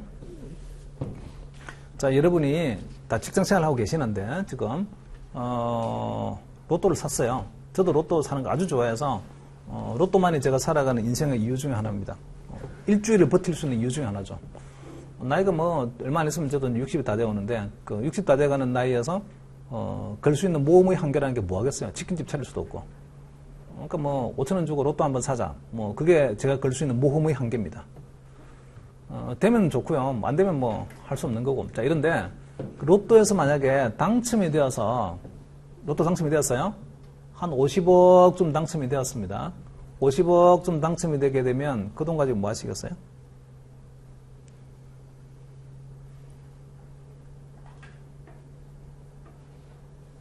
네? 50억쯤 당첨이 되었으니까 이걸 시드머니로 해서 있잖아요. 과감히 주식시장이라든지 이런 데 있잖아요. 요즘 뭐 뜨는 주식에다 왕창 투자 그냥 뻥튀기를 해보자. 라고 할 수도 있고, 두 번째는 50억 당첨이 되었다고 직장에 알리지 말고, 심지어 와이프한테도 알리지 말고, 아무도 모르게 뭔가 조그만 꼬마 빌딩이라도 하나 사자. 조그만 꼬마 빌딩이라도 사자. 그리고 직장은 명함 때문에 다닌다. 지금부터는 이제. 밖에 나가서 너 뭐하니 물어보게 되면 명함은 줘야 될 거 아니야. 그 명함 때문에 직장 다니는 거고, 그리고 뭐 월급 받는 거, 뭐 승진 안 돼도 상관없고, 나는 50억짜리 꼬마 빌딩 하나 샀고, 그 50억짜리 꼬마 빌딩에서 매주 보니까 매주 한 300만원씩은요, 층마다 월세가 나와. 매주 금요일 되게 되면 1층에서 300만원, 그 다음 주는 2층에서 300만원, 그 다음 주는 3층에서 300만원, 이런 식으로 나와. 그런 50억짜리 빌딩 하나 사자. 50억 가지고. 둘 중에 어느 거 하시겠어요? 아주 극단적인 예를 제가 듣긴 했는데 왜? 인생 뭐 있나 한 방 질러야지 그냥 50억 가지고 그냥 선물에다 확 지르든지 있잖아요. 그냥 뭐 대부분의 사람들이 그렇게 돈을 갖다가 그 인헤리턴스나 윈드폴처럼 대규모의 돈이 생각자는 웬 뭔가 확 들어오는 순간 있잖아요. 그걸 갖다가 뻥튀기해서 더 키우려고 하기보다는 그걸 갖다가 preservation, 그걸 갖다가 보존하려고 합니다. 보존. 이 말 이해됐나요? 자, 그러면 willing to take risk가 어떻겠습니까? 높겠습니까? 낮겠습니까? 낮아요. 굳이 이걸 가지고 있잖아요. 그죠? 뭐 선물해 주세요. 이런 이야기 안 한다고요. 그냥. 그러니까 아주 안정적인 쪽으로 있잖아요. 요 돈을 갖다가 프리저베이션 하려고 하는 거지. 왜냐면 다시 올 수 없는 기회니까 요걸 가지고 뭔가 뻥튀기 하거나 해서 있잖아요. 굉장히 변동성이 높은 쪽에 들어가 가지고 왕창 두 배로 튀거나 아니면 왕창 날리거나 이렇게 하자 이러진 않는다고. 그래서 윈드폴도 그렇고요. 인헤리턴스란 말이 딱 나오는 순간 뭐라고 생각할 수 있는 거냐면 이 사람이 가지고 있는 willing to take risk는요. below average. 낮다. 이 사람한테는 인헤리턴스나 윈드폴을 지키는 게 중요하지. 이걸 시드머니로 해서 돈을 더 뻥튀기 하는 게 중요한 사람이 아니에요. 예, 됐나요? 무슨 말인지? 그래서 잘 틀립니다. 인헤리턴스가 나오게 되면 그러면 야 이거 이 사람이 대단히 돈이 많으니까 그러면 아주 공격적으로 투자할 수 있겠네. 사실은 그러지가 않아요. 다시 올 수 없는 기회가 한 번 온 거고 그 기회를 갖다 보존하려고 하지 그 기회를 이용해서 돈을 더 벌자는 쪽으로는 접근이 잘 안 됩니다.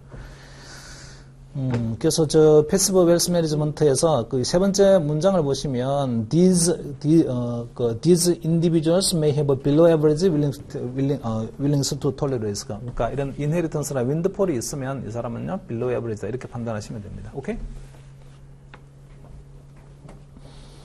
로또가 돼야 되는데 로또가 안 되더라고. 요즘 왜 이렇게 로또가 안 되나 몰라. 당첨 안 되면은 뭐 일요일 새벽같이 나올 필요 없잖아요. 뭐 다른 강사 알아보세요 하고 그냥 뭐 왜 안 오십니까 하게 되면 뭐 나 지금 아직 일어나지도 않았어 뭐 이렇게. 수강생들 기다리는데 어떡해요. 뭐 딴 사람 알아보세요. 자, 그리고 그 밑에 거 보세요. An individual who has accumulated wealth through conservative consumption. 그러니까 있잖아요. 뭐 먹을 거 안 먹고 이렇게 해가지고 아주 저축을 많이 해가지고 지금까지 이렇게 했어요. 이 사람도 보게 되면 이 돈을 갖다가 지키려고 하지.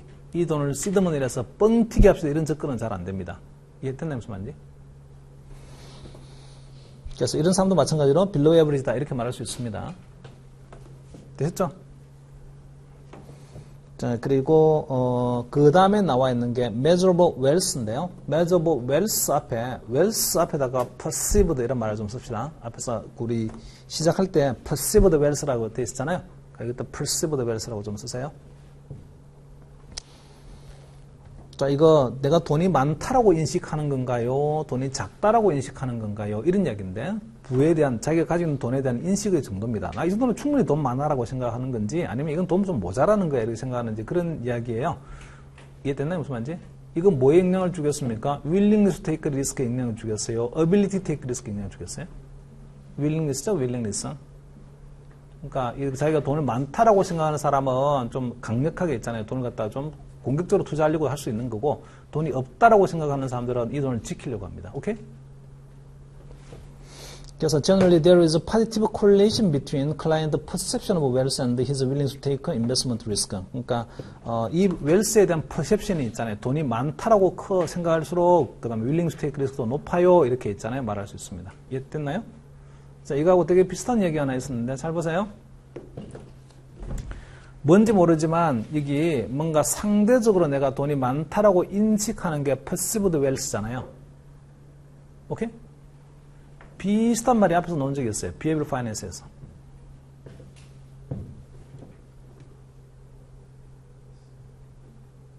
했는데 자, 포트폴리오를 짤 때에 behavioral approach는 두 가지가 있다. 뭐뭐 있다고 했어요? 레이어링이 있고 behaviorally modified asset allocation이 있고 두 가지가 있다. 오케이? 그 behaviorally modified asset allocation은 이런 것들의 함수다라고 했어요. 세 가지 요인의 함수다라고 했습니다. 혹시 기억나시나 그것도? 첫 번째가 뭐였었지? 출발점이 optimal asset allocation이 일단은 출발점이다. 그 다음에 두 번째는 그거를 modify 하는데 modify 하려고 하게 되면 두 가지가 중요하다. 그 중에 하나가 이 사람이 가지고 있는 바이어스의 특징이 어떤 겁니까? nature of biases. 얘가 emotional 한 건가요? 아니면 cognitive 한 건가요? 일단은 그거 분류해야 되고, 그 다음에 나오는 게 relative wealth. 부의 상대적 크기. 오케이? 그 부의 상대적 크기는 주관적인가요? 객관적인가요? 틀렸어요. 그거는 객관적인 겁니다. 객관적인.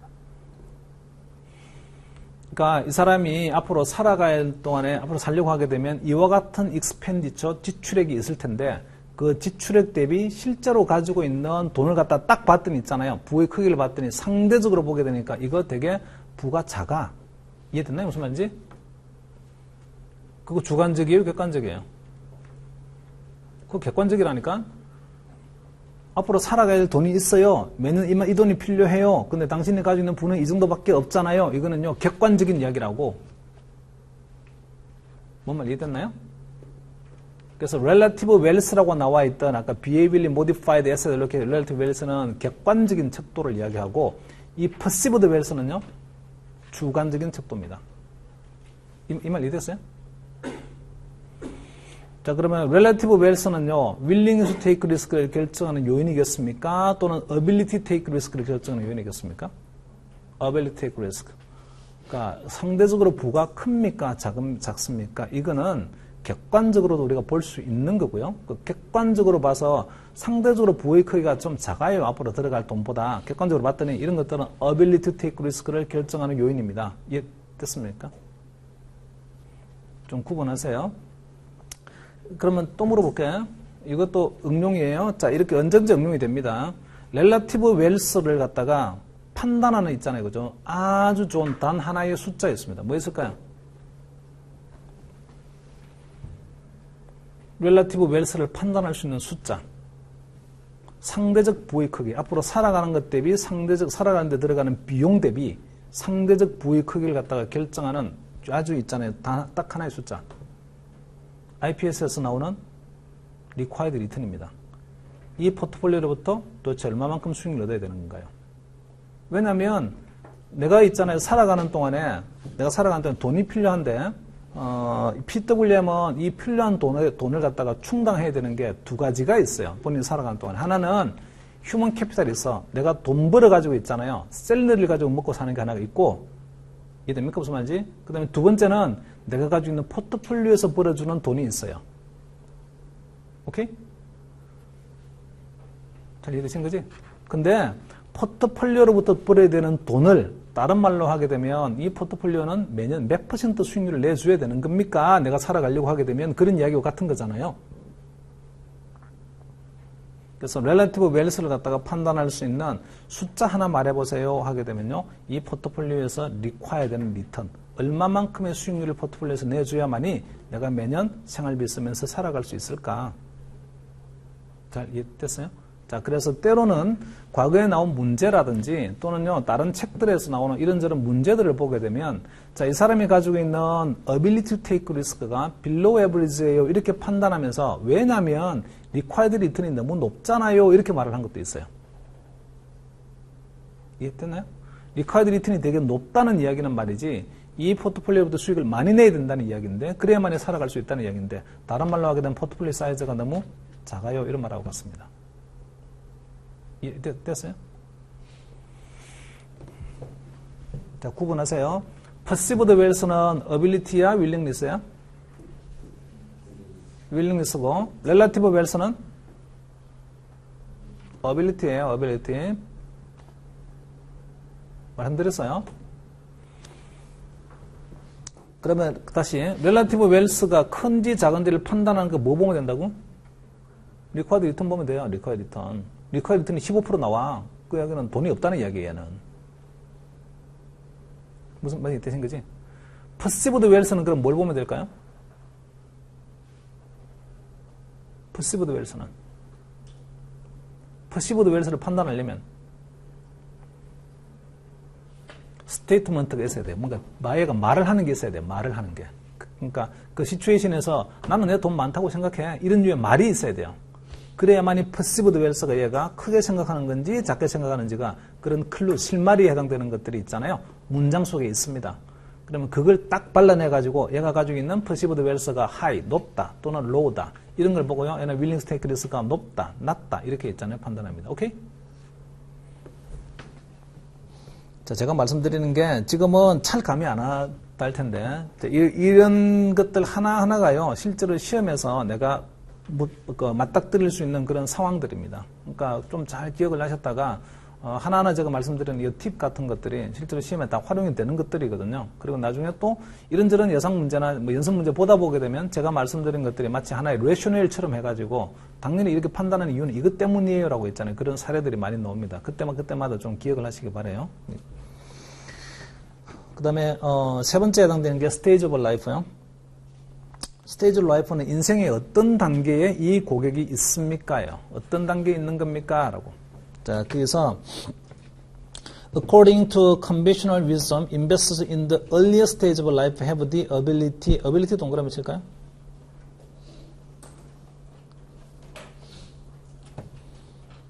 ability. 그리고 또 그 패러그래프 마지막 문장에 they are able to라고 able to에 동그라미 칠까요? 자, 스테이지 라이프는 그러면 리스크 톨러런스를 결정하는 거여서 어떤 걸 결정할까? ability to take risk일까? willing to take risk일까? ability to take risk. 위험을 감내할 수 있는 능력. 자, 이제 인생의 있잖아요. 인생에 사회 초년생으로 처음에 시작을 했어요. 그런 사람들은 중간에 투자해서 만약에 실패를 하더라도 다시 일어날 수 있는 시간이 있잖아요. 이런 사람들은 그럼 어빌리티 리스크가 좀 높아요 라고 말할 수 있는데, 반면에 바로 코앞에 있잖아요. 은퇴를 다 갖고 있는 사람들은 이제는 한번 무너지게 되면 다시 일어나기 대단히 어려워요. 이런 사람은 어빌리티 리스크가 낮습니다. 무슨 말이 됐나요? 자, 스테이지 오브 라이프는 그러면 주관적인가요? 객관적인가요? 대단히 객관적이죠. 이 사람은 어떤 인생의 스테이지에 와 있으면 대단히 객관적이고, 이걸 딱 보는 순간 우리는 뭐라 할 수 있는 거냐면, 야, 이 사람이 이제 사회 초년생이야. 이러면 어빌리티 리스크가 되게 높아라고 말할 수 있고요. 아니, 이제 막 은퇴를 앞두고 있어. 이렇게 하게 되면 어빌리티 리스크 낮아요. 이렇게 말할 수 있습니다. 오케이? 자, 그게 스테이지 오브 라이프 한번 봅시다. 라이프 스테이지는 이렇게 구분해요. 파운데이션 스테이지 있어요. 파운데이션 스테이지. 이거는 처음에 이제 사회 초년생 시절이죠. 처음에 이제 재산을 형성하기 시작하는 시절입니다. 처음에 이제 나와서 월급쟁이 생활을 하면서 사람이 가지고 있는 캐피탈을요, 인생을 살아가는 동안에 나오는 캐피탈이 두 개가 있다고 쳐요. 하나는 휴먼 캐피탈. 휴먼 캐피탈은 내가 노동을 해서 벌을 수 있는 돈의 현재 가치입니다. 다음 두 번째는 또요, 파이낸셜 캐피탈이 있어요. 내가 지금까지 돈을 얼마만큼 벌어서 돈을 얼마만큼 가지고 있습니까? 두 가지가 있습니다. 휴먼 캐피탈, 파이낸셜 캐피탈이 있는데, 사실은 모든 인생, 특히나 월급쟁이는 말할 것도 없고요. 모든 인생은, 인생의 과정은 이렇게 말할 수 있어요. 휴먼 캐피탈을 파이낸셜 캐피탈로 전환시키는 과정입니다. 그러니까 돈을 열심히 벌어서 파이낸셜 캐피탈로 계속 축적을 해가는 거죠. 그렇게 축적된 파이낸셜을 가지고 나중에 휴먼 캐피탈이 딱 끊어지게 되면 그 파이낸셜 캐피탈을 가지고 나머지 기간을 저는 살아가야 됩니다. 이 말 이해됐나요? 자, 그러면 파운데이션 페이즈는 말이죠. 처음에 사회초년생으로 재산을 형성하는 시기에는 휴먼 캐피탈이 높고, 그다음 파이낸셜 캐피탈은 되게 낮겠죠. 이해됐습니까? 그래서 옆에 좀 써놓으세요. 옆에다가 High Human Capital, Low Financial Capital 이렇게. 휴먼 캐피탈은 되게 높은 시절이고 반면에 축적되는 자산은 별로 없는 시절입니다. 자, 이렇게 구분하는, 왜 이렇게 제가 구분을 하냐면, 구분하는 실익이 있어요. 나중에 그 맨 마지막 챕터에 그 리스크 매니지먼트 for individual이라고 해서 개인의 리스크 관리를 했다가 보험으로 하는 게 이런 거 했잖아요. 그게 여기 나오는 파운데이션하고 대단히 많이 연결이 됩니다. 오케이? 파운데이션 페이지, 이제 막 살아가는 동안 말이죠. 무슨 위험이 걱정이 됩니까? 빨리 죽는 위험이 걱정됩니까? 오래 사는 위험이 걱정됩니까? 빨리 죽는 위험이지. 평균 수명보다 못 살고 뭐 내년에 죽거나 이제 갑자기 죽어버리는 위험, 이게 걱정이에요. 젊었을 때는. 나이가 들수록 무슨 위험 걱정되겠어요?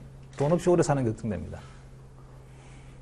그래서 인생이 어떤 스테이지에 있냐에 따라서 개인이 가지고 있는 리스크의 속성이요, 조금씩 바뀌어요. 젊었을 때는 모텔리티 리스크가 아주 관심입니다. 반면에 나이가 들면 들수록 롱지비티가 리스크가 관심이에요. 오래 사는 장수 위험이.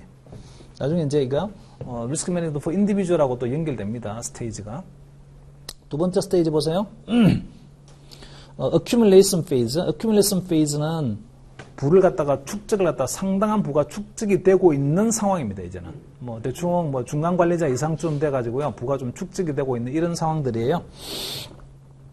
Earnings of a business success rise and the financial assets can be accumulated. 이때는 웰스가 accumulation 되는 시점인데, 나중에 그 여러분이 시험에서 보게 되는 고객들이요, 요 인생의 4개의 스테이지 중에서 어느 한 스테이지에 해당되는 사람들이 고객으로 등장을 합니다. 그러면 이 사람이 어떤 스테이지에 있는 사람인지에 따라서요, 질문자가 묻고자 하는 문제 유형이 있잖아요. 그죠? 대부분 아주 정형화해서 말해볼 수 있어요. 아주 파운데이션 페이지에는 돈이 별로 없잖아요.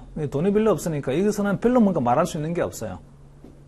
자, 근데 파운데이션 페이지임에도 불구하고 이 사람이 나한테 와가지고 IPS를 작성하고요. 앞으로 자산관리 어떻게 하면 됩니까? 라고 말을 하는 이런 파운데이션 페이지에 있는 사람들은 돈이 많을까요? 작을까요? 작을 거야. 그럼에도 불구하고 나한테 와서 있잖아요. 이렇게 뭔가 컨설팅을 받고자 하는 이유는 뭐냐면 뭐 때문에 올까 이제? 인헤리턴스. 뭔가 받았어요. 나이가 젊은데 부모로부터 있잖아요. 그죠? 아주 대규모의 유산을 받았어요. 이런 경우예요. 대규모 유산을 받았으니까 돈이 갑자기 많아졌어요. 그럼 어떻게 투자하면 되는 거죠? 하고 옵니다. 그래서 젊은 사람이 오게 되면 대부분이 있잖아요. 인헤리턴스하고 거의 연결이 되어서 나옵니다. 오케이? 자, 그 다음에 accumulation phase요. accumulation phase 옆에다가 좀 써놓으세요. 아직 우리는 공부를 안 했는데 accumulation phase 옆에다가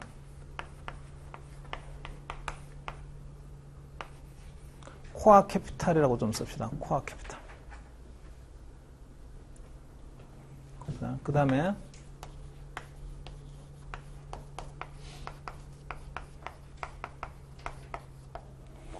accumulation phase에 온 사람들은 이 코어 캐피탈과 숏폴 리스크가요. 아주 관심사예요. 제일 큰 관심사입니다. 이 코어 캐피탈은 뭐냐면 이런 거예요. 여러분 은퇴를 몇 살쯤 뭐 예상하고 계신지 모르겠지만 예컨대 60세에 은퇴한다라고 칩시다. accumulation phase는 아직 60세까지는 도달 안 했죠. 한 40대쯤 됐을 거예요. 이 사람이 만약에 60세에 은퇴한다라고 하게 되면 그 뒤에 평균 수명까지 살아가는 동안에 필요한 돈이 60세 은퇴하는 시점에서 얼마만큼 있으면 됩니까? 그게 코어 캐피탈입니다. 이해됐나요? 잘 이해되고 계신 거죠? 그래서 은퇴 시점에 남아있는 잔여 예명 동안 내가 살아가려고 하게 되면 은퇴 시점에 반드시 가지고 있어야 될 자산의 규모가, 금액이 얼마가 있어야 됩니까? 그게 코어 캐피탈이라고요. 자, 나는 지금 아직까지는 은퇴 시점에 안 왔죠. 은퇴 시점에 안 와서 40대쯤 돼 있는 거예요. 어큐뮬레이션 페이지니까. 40쯤 돼 있으니까 돈이 조금 많이 있을 거예요. 어큐뮬레이션 되었으니까. 주제가 뭐가 있을까요? 무슨 문제를 낼 수 있을까? 상상을 해보자니까 어떤 문제를 낼 수 있을까? 이런 페이지에 있는 사람이면 아직까지는 코어 캐피탈에 내 자산이 도달하지 않았습니다. 나이가 앞으로 40밖에 안 됐고 60까지 가려면 시간이 많이 남아있어요. 아직까지. 오케이? 자, 지금 40세의 나이에 내가 가지고 있는 재산을 가지고 포트폴리오를 짤 텐데 그 포트폴리오가 1번, 2번, 3번, 4번, 5번 같은 대안 포트폴리오가 여러 개가 있습니다. 자, 1번 포트폴리오와 2번, 3번 어떤 걸 당신은요 선택하시겠습니까? 어떤 걸 선택하시겠습니까? 목적은 뭐냐면 60세 은퇴 시점에 반드시 이 포트폴리오가 코어 캐피탈만큼은 도달해야 돼요. 이해되셨나요? 근데 1번, 2번, 3번, 4번, 5번 포트폴리오가 전부 다 위험을 가지고 있는 볼러타일한 포트폴리오다 보니 1번, 2번, 3번, 4번, 5번 포트폴리오를 선택했을 때 나중에 코어 캐피탈을 달성하지 못할 수 있는 확률이 있어요. 이해됐어요? 그 확률을 숏폴 리스크라고 합니다. 이해됐어요? 타겟 밸류보다 더 밑으로 떨어지는 확률. 내가 들고 있는 포트폴리오의 가치가 나중에 어떤 호라이즌이 끝났을 때에 타겟 밸류보다 밑으로 내려가는 확률. 그런 걸 숏폴 리스크라고 해요. 그러니까 이게 accumulation phase에 나오는 주제가 코어 캐피탈 얼마입니까? 계산해 보세요. 이럴 수도 있고요. 그 다음에 이와 같은 투자안을 선택하게 되면 숏폴 리스크가 큽니까? 작습니까? 이런 거 있잖아요. 요것도 물을 수 있습니다. 요거 시험 잘 나와요. 요거 두 개도. 자, 그 다음에 메인터넌스 페이지요. 메인터넌스 페이지는 리타이먼트 시점이, 리타이먼트 한 기간이에요. 은퇴를 즐기고 있는 시간에 이제. 뭐 즐길 줄 있을지 모르겠는데 하여튼 은퇴 기간에 들어가 있는 사람이에요. 그때는 웰스를 갖다가 계속해서 부를 갖다가 키우자, 어큐뮬레이션 하자 이렇게는 어렵고 웰스를 프리저베이션 해야죠. 부를 갖다 보존해야 되는 기간입니다. 오케이, 이해됐나요? 만약에 이런 위치에 있는 사람이면 무슨 리스크가 걱정이겠어요? 은퇴 시점에 있는 사람, 부를 보존해야 되는 일정 그런 있잖아요. 걱정이 있는 사람. 인생의 리스크를 생각해보면 롱지비티 리스크 걱정이 롱지비티 리스크, 장수 리스크. 오래 살면 어떻게 빨리 죽어야 되는데. 그러니까 돈 있을 때 죽어야 되는데. 이제 이게 걱정이라고요. 그래서 요즘 저도 돈이 없다 보니까 저도 먹고 살기 힘들어요. 직장 생활을 하니까 그 건강진단 같은 거 건강검진 1년마다 받으러 가잖아요. 근데 진짜 건강검진 받으러 갔을 때 지난 2년 전인가 3년 전인가 그 의사 선생님이 건강검진에 앞으로 40년은 더 사시겠으면 이렇게 말하는 순간 암담하더라고요. 그냥. 앞으로 40년 어떻게 버티나 이런 생각이 들고 뭘 해서 버티나 이런 생각이 들고 오래 산다는 게 이제는 뭐 재앙이에요. 사는 게 행복한 게 아니고. 메인테넌스 그 페이즈는 주로 롱지비티 리스크가 걱정이고, 그 다음에 그 옆에 써놓으세요. 그래서 롱지비티 리스크.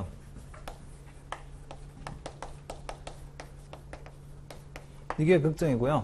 그 다음에 죽을 때 말이죠. 죽을 때 파산 상태에서 죽을 수 있잖아요. 돈 하나도 없는 상태에서 죽을 수가 있어요. 오케이? 그럴 확률을 ruin probability라고 합니다.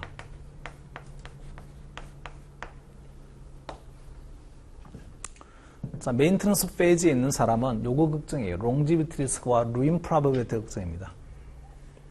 나중에 이것도요, 또 아주 디테일한 주제로 또 나옵니다. 공부할 거, 이런 것들이 하나씩 다 디테일한 주제들로 다 나오게 될 거예요. 그때는 쪽 앞에서 우리 지금 공부하고 있는 그 라이프 스테이지하고 연결을 해서, 이런 스테이지 있는 사람이 고객이 있구나, 이런 걸 머릿속에 좀 두시기 바라요. 자, 그 다음에 디스트리뷰션 스테이지. 마지막으로 나와 있는 게, 디스트리뷰션 페이지는요, 이제 바로 죽기 직전이에요.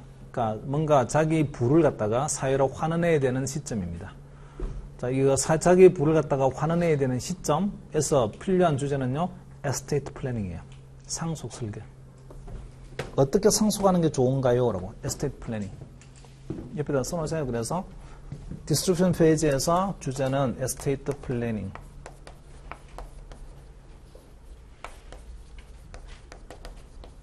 그리고 이 에스테이트 상속 설계는요, 반드시 뭐하고 연결되는 거냐면 텍스 이슈하고 연결이 돼요. 가능하면 세금을 갖다가 좀 작게 하면서 있잖아요. 상속을 해야 되라서. 그래서 받는 베네피셔리 입장에서는 가장 많은 부가 올 수 있게끔 설계해야 되는 거라서 디스트리뷰션 페이지에 그럼 에스테이트 플래닝이 이제 등장합니다. 여기까지 이해됐어요? 스테이지 몇 개 있어요? 제너럴하게 스테이지 구분해보게 되면 4개 있죠. 인생을 살아가는 동안에 4개의 스테이지가 있어요. 여러분한테 오는 고객은요, 그 스테이지에 어떤 스테이지 하나에 속한 사람이 올 거예요. 그리고 그 사람이 오게 되면 이 사람이 가지고 있는 메인 컨선이 뭘까? 각각의 스테이지마다 가지고 있는 메인 컨선이 조금씩 다 다릅니다. 그러니까 파운데이션 페이즈는 거의 올 일이 사실은 거의 없어요. 왜냐하면 유산을 왕창 받지 않는 이상에 올 일이 별로 없거든요. 그 고객으로서는 파운데이션 페이지가 거의 등장 안 합니다. 주로 등장하는 고객은 어큐뮬레이션 페이지에 있는 사람, 어큐뮬레이션 페이지에 있는 사람 중에 아주 대표적인 사람이 이그제큐티브 같은 사람들이에요. 회사에서는 경영진 속에 속해 있어서 돈을 되게 많이 벌고 있는 사람, 이런 사람이거나, 그 다음에 또요, 은퇴 기간에 들어가 있는 사람, 은퇴 기간에 들어가서 now retired, 이제 은퇴했어요, 이렇게요. 그런 류의 사람들이 여러분의 고객으로 옵니다. 이제, 자, 전형적인 문제 패턴을 제가 스테이지만 가지고 말씀을 드려보게 되면, 원 스테이지 하나만 가지고 묻게 되면 되게 아쉬워요, 사실. 그래서, 시나리오를 꾸밀 때 보게 되면요, 스테이지가 거의 2개가 나옵니다. 거의 2개. 만약에 여러분이 스테이지를 꾸민다라고 하게 되면 어떤 식으로 꾸미고 싶어요? 스테이지를 갖다가 만약에 2개를 준다라고 하게 되면. 한 사람이에요.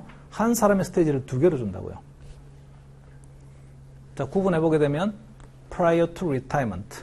리타이먼트 이전에 하나의 스테이지가 있고, 그 다음에요, post retirement. 은퇴 이후가 하나에 있잖아요. 그렇게 그 스테이지가 2개를 주는 게 아주 대표적입니다. 이해됐나요? 그러면 prior to retirement, 은퇴 시점 이전에 내가 필요한 주제가 있을 거고, 그 다음에 post retirement, 은퇴 이후에 나오는 주제가 있을 텐데, prior to retirement의 주제는 코어 캐피탈을 맞추려고 하게 되면 말이지, 당신은 포트폴리오 어떤 식으로 구성해야 되는 건가요? 이런 이야기들이 이제 뭐 등장할 수 있는 주제가 되고, 만약에 포스트 리타이먼트가 되게 되면 에스테이트 플랜 상속 설계를 해야 되는데 어떻게 당신 설계하겠습니까? 이런 게 주제가 되어서 그게 하나의 시나리오를 길게 쫙 펼쳐져서 나오거든요. 그러니까 하나의 시나리오에서 묻고자는 아주 다양하게 여러 개를 묻습니다. 예, 이해됐나요? 그게 아주 전형적인 포맷이에요. 그렇게 나오는 포맷이에요. 자, 이제 우리는 나중에 그 시험 문제를 맞닥뜨리게 되면 그때 맞닥뜨리는 시험 문제는요, 반드시 그 고객이 가지고 있는 나이 나와요. 나이, 정보. 그리고 은퇴했다, 안 했다, 이것도 정보 다 나와요. 그런 정보가 결국은 이 사람이 어떤 라이프 스테이지에서 어느 위치에 있습니까를 갖다 판단할 수 있는 근거가 되고, 그리고 그런 위치에 있다라고 하게 되면, 그런 스테이지에 있다라고 하게 되면 문제가 결국은 이렇게 되겠군이라고 했잖아요. 근데 딱 보는 순간 대충, 이런 것들이 문제가 나오겠군. 대충 짐작할 수 있어요. 되셨어요? 자, 그리고, 하나만 더 보고 집에 갑시다. 페이지 4에서 Traditional Finance vs. Behavioral Finance. 전통 파이낸스하고 비헤비얼 파이낸스 우리 앞에서 공부했잖아요. 비헤비얼 파이낸스. 두 개의 차이점 이런 게 있어요. 라고 했어요. 사람들은 위험 회피형이다. 맞아요? 전통 파이낸스에서는 위험 회피형이라고 가정하지만 비헤비얼 파이낸스에서는요. 로스 어버전하다 이런 식으로 가정하잖아요. 그 서로 비교하는 것들이 있어요. 비교하는 거 보십니다. Rational Expectation 안 하죠. 비헤비얼 파이낸스에서는. 노말할 뿐입니다. 그죠? 뭐 그런 이야기 했었고요. Asset Integration, 전통 투자에서는 에셋을 갖다 인테그레이션 해가지고 왕창 펼쳐놓고 난 다음에 하나를 갖다 다 통합해서 포트폴리오 짭시다 이런 식으로 하는데 비헤비얼 파이낸스에서는 레이어링 합니다. 다 했죠 이런 거. 이건 내용 그냥 한번 읽어보세요. 뭐 별로 어려운 거 하나도 없어요. 자, 오늘은 여기까지 하도록 하고 다음 시간에 계속 이어서 하도록 할게요. 수고했습니다.